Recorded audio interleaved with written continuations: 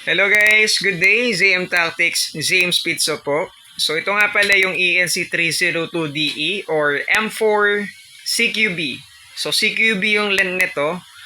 Full metal receiver, metal rail. Naka-adjustable crane stock tayo. And also meron tong kasamang LiPo battery and USB charger. So 3S to, 11.1 volts. And also, licensed na siya with Cybergun. Meron siyang card ng authenticity, no? So, ito yung mga features niya. Meron siyang complete trademarks ng M4 carbine. Ayan, Colt. And semi and full auto capable to, guys.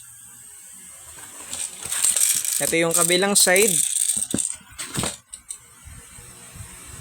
Okay, so meron tayong Picatinny rail dito sa mga 4 sides ng rail. Pwede tayo maglagay ng vertical grip, ng flashlight or laser, and then sa ibabaw pwede tayo maglagay ng scope or red dot.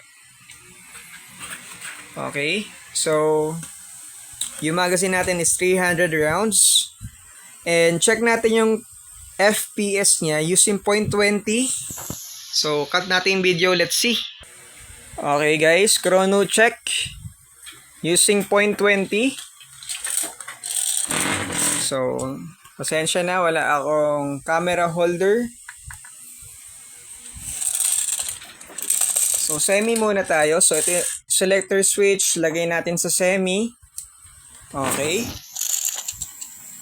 Firing. 444, 440, 441. Medyo malakas na yung ENC, no guys. Nasa 400 na siya.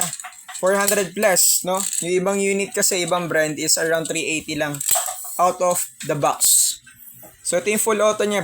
Burst lang tayo. Okay.